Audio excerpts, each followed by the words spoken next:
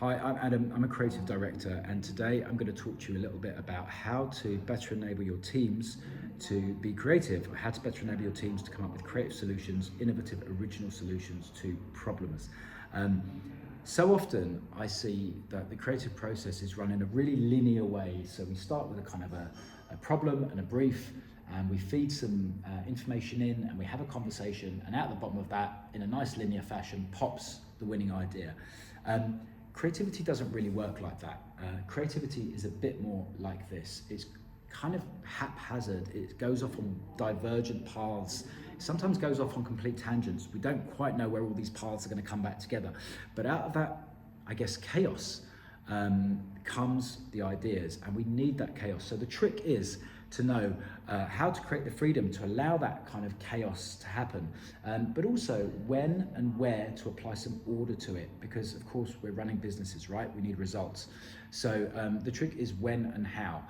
Now look, I just want to say quickly that when I'm talking about creativity here, I work in the creative arts, I work in advertising, but I'm talking about any endeavor where you want a team to come up with an innovative solution. It can be anything. It can be accountancy, it can be software, it can be a new piece of technology, it can be a car, or it can be the creative arts. The point is how you stimulate innovative thinking.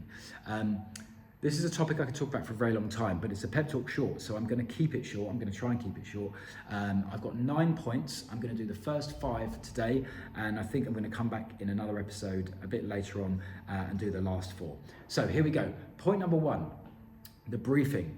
When you're briefing your teams, keep it concise, keep it short.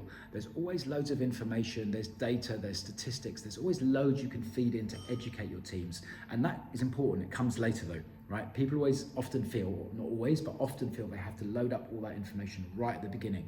No, keep your briefing concise, keep it brief, and really important, speak about the problem you're trying to solve in human terms. Get all that jargon and technobabble, get it all out of there. Speak in human terms about the problem you're trying to solve. This will better enable the people you're tasking with solving that problem to connect with the issue, to connect with the end consumer, the recipient of who that solution is meant to be for, and engage with the problem. Point number 2, embrace first impressions. Now, again, this relates to point number 1. So often we kind of load ourselves up with information and education and facts and stats. We forget the value of your gut feeling.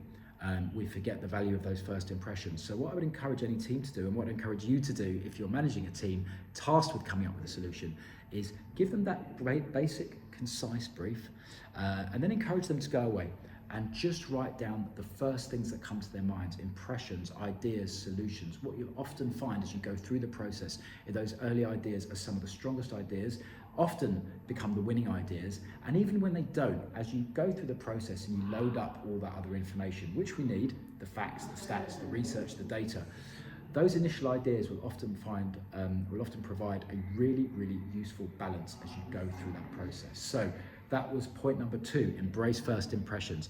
Point number 3, beware the brainstorm.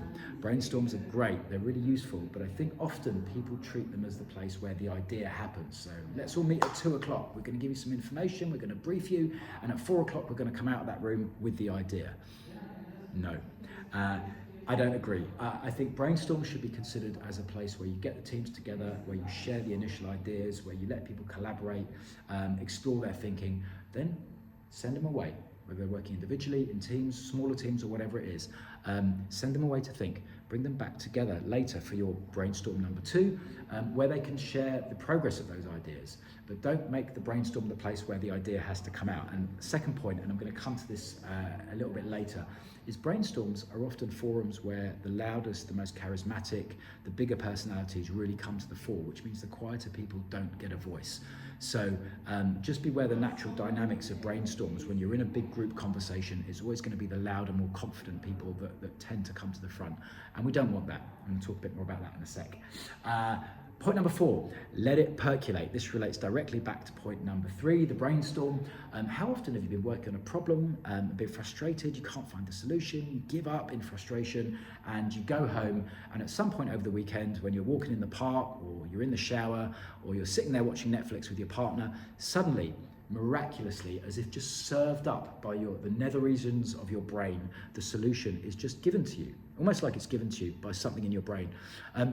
Don't underestimate the power of the subconscious. When you're trying to crack a problem, even when you stop thinking about it, your subconscious keeps churning it. That's why we have our ideas in the shower. It's when we're not thinking about things, we often find solutions. So the value of letting it percolate, giving it time. You need to give ideas time. You need to give people a way to think, time away to think. Point number 5, the last one for this pep talk, is take care of the quiet voices. And this relates to the last 2 points.